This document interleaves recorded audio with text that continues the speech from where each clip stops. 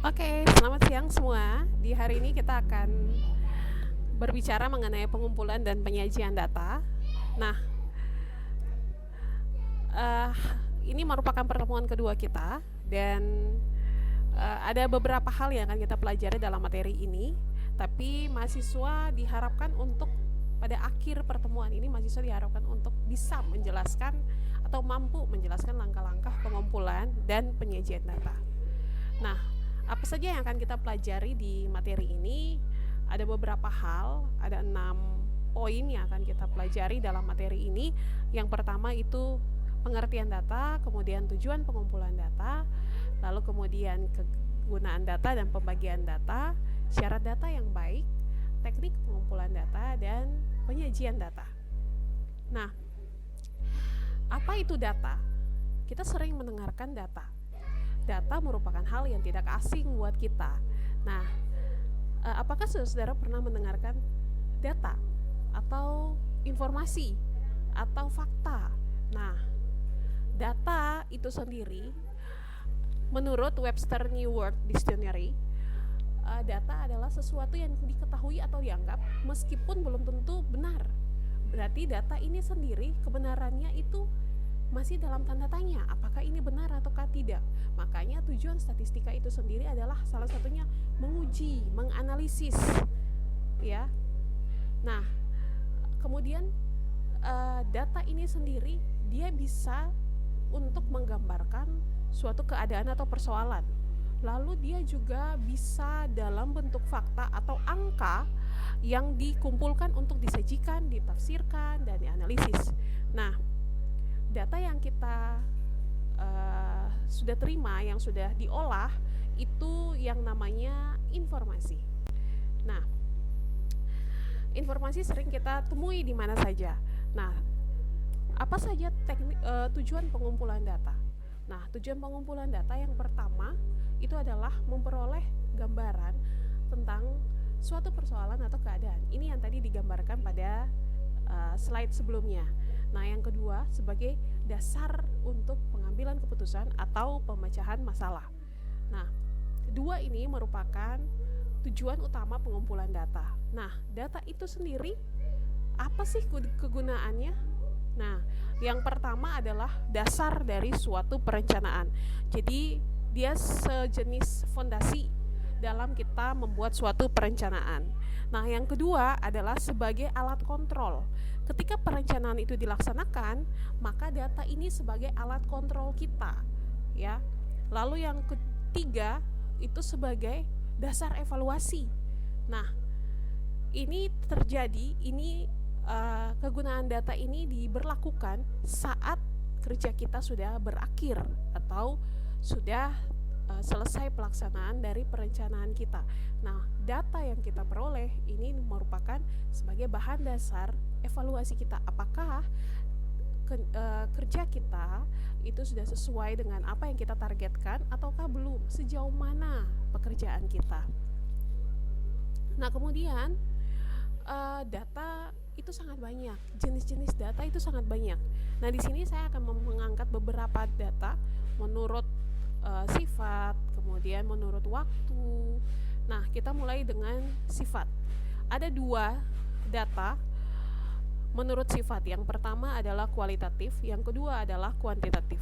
Nah, data menurut sifat kualitatif itu data lebih kepada menggambarkan karakteristik atau kualitas. Biasanya dia berupa argumen atau judgement atau pernyataan. Nah, kemudian kalau kuantitatif itu sendiri itu data yang diukur atau dikuantifikasikan. Nah, kemudian data-data yang dalam sifat kuantitatif ini sifatnya itu dia pasti berkenaan dengan yang namanya angka. Ya, ini yang menurut sifat. Kemudian ada juga data yang menurut tingkatan skala. Nah, ini yang sangat penting juga bagi kita untuk kita ketahui, saudara-saudara ketahui. Nah, pada saat pengolahan data dan pengujian data, hal ini sangat-sangat diperlukan. Pengetahuan ini sangat-sangat diperlukan karena apa? Karena ada beberapa uji-uji statistik yang bisa diolah dengan tingkatan skala-skala tertentu, misalnya rasio. Itu ada beberapa uji yang hanya bisa digunakan data yang berskala rasio. Tapi ada uji-uji statistik yang dia lebih diutamakan untuk skala-skala yang nominal atau ordinal, ya. Nah, di sini ada 4 tingkatan skala. Ada rasio, interval, ordinal, dan nominal. Rasio dan interval ini biasanya dikelompokkan sebagai data-data non-kategorik. Sementara ordinal dan nominal itu merupakan data-data kategorik. Nah, rasio dan interval itu data non-kategorik yang berbeda pada kedua tingkatan skala ini adalah pada titik nol mutlak. Untuk rasio sendiri, dia mempunyai titik nol mutlak. Sementara interval, dia tidak memiliki titik nol mutlak. Rasio dia lebih kepada membandingkan, sementara interval dia lebih kepada mengukur jarak. Nah, contohnya apa? Untuk rasio sendiri, contohnya adalah berat badan, tinggi badan, lalu kemudian interval, contohnya suhu. Nah, yang dinamakan sebagai titik nol mutlak, contoh si A mempunyai berat badan 48 kilo. Lalu si B mempunyai berat badan 48 juga kilogram, ya. Artinya bahwa mereka berdua ini ketika diukur berat badannya akan sama berat. Tidak ada yang lebih ringan dan tidak ada yang lebih berat. Karena apa? Mereka sama-sama memiliki berat badan 48 kg. Nah, berbeda dengan interval. Dalam hal ini contohnya suhu. 0 derajat Fahrenheit itu tidak akan sama suhunya dengan 0 derajat Celcius. Nah, saya tidak akan mengulangi lagi 0 derajat Celcius itu sama dengan berapa derajat Fahrenheit. Nah, itu menjadi tugas Anda untuk pelajari ulang, review ulang pelajaran-pelajaran yang telah Anda dapati selama sekolah, ya. Lalu kemudian ordinal. Nah, ordinal dengan nominal ini merupakan data-data kategorik. Nah, tapi dalam pembeda antara dua ini, untuk ordinal itu sendiri dia punya urutan, sementara nominal lebih kepada menggolongkan.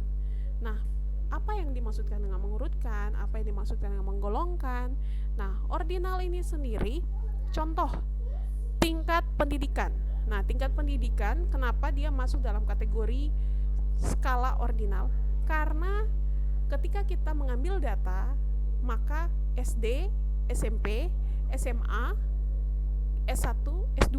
Kita tidak bisa SD, lalu kemudian SMA, misalnya turun lagi ke TK, naik lagi ke SD, S1 misalnya. Nah, kita tidak bisa seperti itu karena urutannya jelas. Urutannya itu TK, SD, SMP, SMA, S1, S2, S3. Nah, berbeda dengan nominal. Kalau nominal, agama, jenis kelamin, itu sifat-sifat penggolongan. Nah, data-data yang sifatnya menggolongkan. Artinya apa? Dia tidak mempunyai urutan di nominal. Jadi agama satu bisa saja bisa misalnya Hindu, 2 Katolik, 3 Konghucu, 4 Islam, 5 misalnya Kristen, dan seterusnya. Nah, kita bisa bolak-balik itu karena mereka tidak mempunyai urutan tertentu. Begitu pula jenis kelamin, laki-laki bisa 1, perempuan bisa 2, atau sebaliknya perempuan 1, laki-laki 2. Nah, jadi menurut tingkatan skala berarti data dikelompokkan menjadi 4. Nah, kemudian ada juga data menurut cara memperoleh, ya. Nah, ini sudah tidak asing lagi karena kita sering ketemu dengan data primer dan data sekunder. Nah, data primer sendiri merupakan data yang dikumpulkan atau diolah sendiri oleh suatu organisasi atau perseorangan langsung dari objeknya. Jadi kita harus garis bawahi bahwa data primer itu data yang dikumpulkan langsung dari lapangan dan belum sama sekali diolah, berbeda dengan sekunder. Oke. Selanjutnya kita akan pelajari mengenai syarat-syarat data yang baik. Syarat-syarat data yang baik yang pertama itu objektif. Nah, objektif dalam hal ini adalah dia harus sesuai dengan yang ada di lapangan, ya. Jadi jangan tidak ada kita mengada-ngada jadi ada. Lalu kemudian representatif. Representatif ini berarti harus bisa menggambarkan populasi yang kita ambil misalnya. Lalu kemudian memiliki tingkat ketelitian yang tinggi, artinya bahwa tingkat kesalahan kita itu lebih rendah. Jangan sampai tingkat kesalahan kita itu tinggi, ya, berarti itu data kita nanti akan tidak bisa menggambarkan keseluruhan dari apa yang akan kita bahas nantinya. Jadi dalam istilah statistika, data kita akan menjadi bias. Lalu kemudian harus up to date, ya. Ini juga sangat penting. Kenapa? Karena data ini dia akan berubah seiring dengan waktu. Jadi kenapa kita butuh data yang up to date? Karena ketika 5 tahun terakhir itu dia tidak akan sama dengan 10 tahun terakhir. Tidak usah sampai 5 tahun. Misalnya dalam jangka waktu 3 tahun saja, itu keadaan di lapangan akan berubah. Lalu kemudian yang berikut adalah relevan. Relevan ini artinya dia harus sesuai dengan apa yang kita akan amati, ya. Jadi jangan sampai kita mengambil data yang tidak ada atau tidak ada permasalahan yang sesuai dengan apa yang akan kita amati, terus kita ambil di lokasi itu. Padahal sebenarnya ada lokasi yang lain yang lebih relevan, yang lebih sesuai dengan permasalahan yang akan kita ambil. Nah, kemudian bagaimana teknik pengumpulan data itu sendiri? Nah, ini ada banyak sebenarnya, tapi saya mengambil beberapa yang sangat lazim digunakan. Yang pertama itu observasi. Observasi atau pengamatan. Kita mengamati langsung, misalnya turun ke lapangan secara langsung. Kita observasi, ada observasi awal untuk kita melihat bagaimana kondisi-kondisi awal lokasi penelitian kita, populasi kita yang akan kita ambil sebagai objek penelitian kita. Lalu kemudian wawancara. Nah, wawancara, dalam wawancara kita harus menyusun kisi-kisi pertanyaan, ya. Jadi kita tidak bisa langsung turun tanpa kita punya kisi-kisi pertanyaan. Kita harus menyusun dulu apa yang akan kita tanyakan. Jangan sampai kita turun tapi kita juga tidak tahu apa yang mau kita tanyakan. Lalu kemudian yang berikut, narasumber dalam wawancara ini harus orang yang benar-benar ahli, yang bisa menjawab permasalahan kita atau yang bisa memberikan informasi kepada kita supaya valid apa yang data yang kita ambil itu bisa lebih valid dari narasumber yang kita pilih. Ya, tidak bisa asal-asalan mengambil narasumber. Lalu kemudian angket. Nah, angket atau kuesioner ini biasanya disusun berdasarkan variabel yang kita mau ambil, lalu diturunkan menjadi indikator, lalu diturunkan lagi menjadi pernyataan-pernyataan yang ada di dalam angket itu sendiri. Nah, biasanya di dalam angket ini ada skor, ya. Jadi skornya itu biasanya kita menggunakan beberapa skala-skala pengukuran dalam instrumen. Contoh skala yang paling sering kita gunakan adalah skala Likert, ya. Jadi biasanya kita menggunakan skor 0 sampai 4 atau 1 sampai 5, ya. Jadi angket ini sangat-sangat lazim sekali digunakan oleh para peneliti. Lalu kemudian dokumentasi. Dokumentasi ini bisa dalam bentuk video, bisa dalam bentuk foto, ya. Jadi kemudian studi literatur. Nah, studi literatur ini bagaimana kita mengambil data dari literatur-literatur yang mungkin dari jurnal atau dari buku atau dari studi-studi pustaka lainnya. Nah, kemudian banyak teknik pengumpulan data lainnya, tapi ini yang paling lazim. Lalu kemudian ada juga saat kita mengumpulkan data, ada yang namanya populasi dan sampel. Ini mungkin sesuatu yang tidak asing bagi kita. Ya, mungkin saudara pernah mendengarkan kata populasi atau sampel. Misalnya dulu kalau di sekolah biasanya populasi dan sampel ini kita sering dengar di mata pelajaran biologi, ya. Populasi, lalu kemudian sampel. Di biologi, kimia, kita sering mendengarkan kata sampel. Lalu kemudian, apa itu populasi? Populasi ini keseluruhan objek yang ada dalam ruang lingkup yang akan diteliti. Jadi kalau dinotasikan itu N besar, ya. Jadi dia, kalau kita bayangkan, dia semacam lingkaran yang besar, semacam lingkaran besar. Kemudian untuk sampel itu sendiri, dia merupakan lingkaran kecil yang berada di dalam lingkaran besar. Jadi dia tidak berada di luar lingkaran besar, tapi dia harus berada di dalam lingkaran yang besar itu sendiri. Kenapa? Karena sampel merupakan bagian dari populasi atau dinotasikan sebagai N kecil. Jadi sampel itu kita bayangkan di dalam imajinasi kita itu ada lingkaran yang besar, lalu di dalam lingkaran besar itu ada lingkaran yang kecil. Nah, lingkaran yang kecil itu yang dinamakan sebagai sampel. Dia tidak boleh keluar dari lingkaran yang besar. Kenapa? Karena dia merupakan bagian dari lingkaran besar. Lalu kemudian sampel yang kita ambil karena dia merupakan bagian dari populasi, maka diharapkan karakteristik dari populasi itu dapat diketahui melalui sampel. Nah, kemudian selanjutnya kita akan belajar mengenai penyajian data, ya. Penyajian data ini sangat banyak bentuknya. Yang pertama itu diagram, lalu ada juga grafik, ada tabel. Jadi nanti di bagian akhir pertemuan ini ada tugas bagi Anda untuk bagaimana mencari bentuk-bentuk penyajian tabel yang saya belum sempat menjelaskan di video kali ini. Nah, yang pertama diagram batang, kemudian diagram garis. Nah, saya mulai dengan diagram batang. Ini contoh, dia lebih cocok sebagai lebih cocok untuk data yang berbentuk kategorik atau atribut. Lalu kemudian diagram garis. Diagram garis ini lebih cocok untuk data yang serba terus atau berkesinambungan. Lalu kemudian diagram lambang.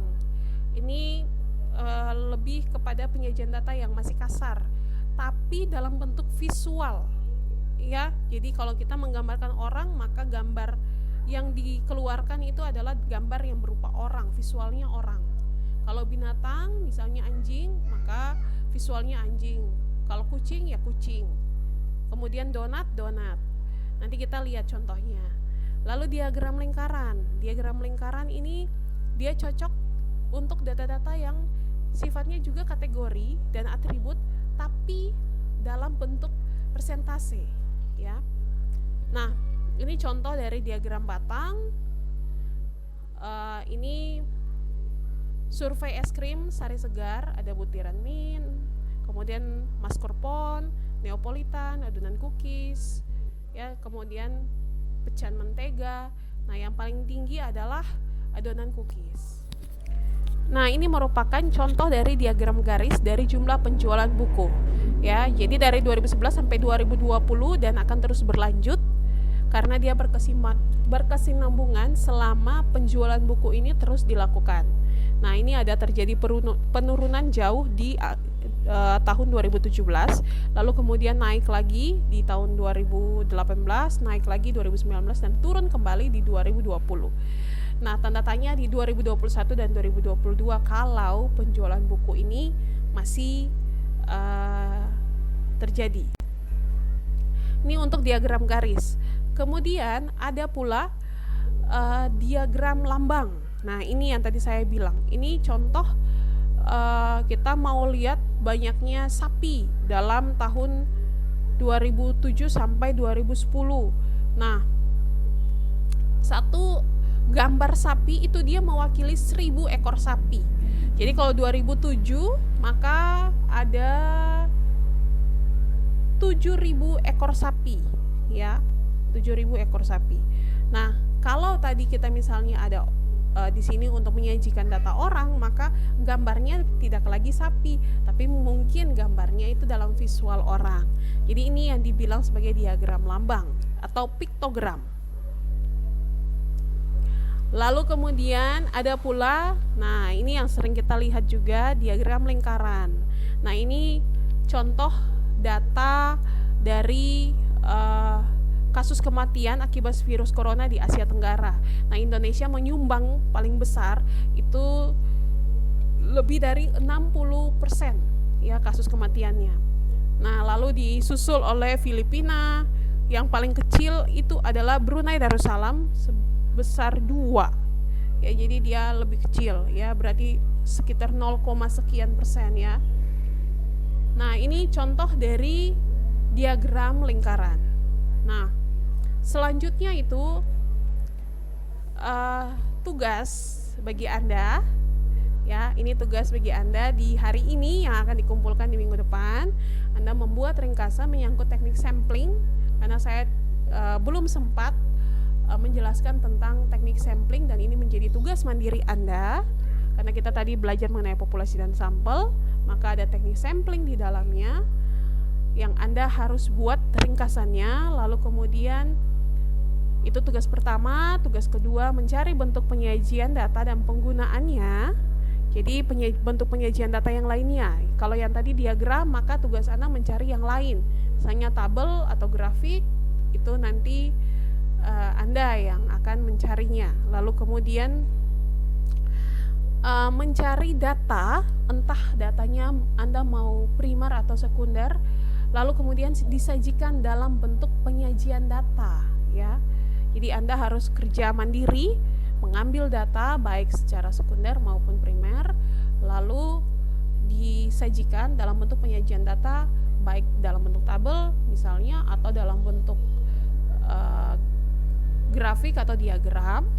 Lalu petunjuk untuk Anda mengerjakan tugas itu dapat ditulis tangan, tapi juga bisa diketik. Lalu formatnya itu PDF, jangan Word ya, jadi harus PDF. Kemudian sertakan sumber bacaan atau referensi yang digunakan, karena ini ada membuat ringkasan, kemudian juga ada mencari data, kemudian juga mencari bentuk penyajian data. Nah, bacaan-bacaan yang Anda ambil sebagai sumber atau referensi Anda harus menyertakan, lalu kemudian dikumpulkan tepat pada saat kuliah di minggu depan atau pertemuan di minggu depan. Jika Anda terlambat, maka saya menganggap Anda alpa dalam pertemuan minggu depan ya. Ini referensi yang saya gunakan untuk pertemuan minggu ini. Anda boleh mencari referensi lainnya. Ini referensi utama saya yang saya gunakan, tapi boleh Anda mencari referensi lain selain referensi yang saya gunakan. Nah, oke, selamat siang semuanya. Pertemuan kita sampai di sini. Sampai ketemu di minggu depan. Jangan lupa mengerjakan tugas dan kumpul tepat pada waktunya. Sekian dan terima kasih.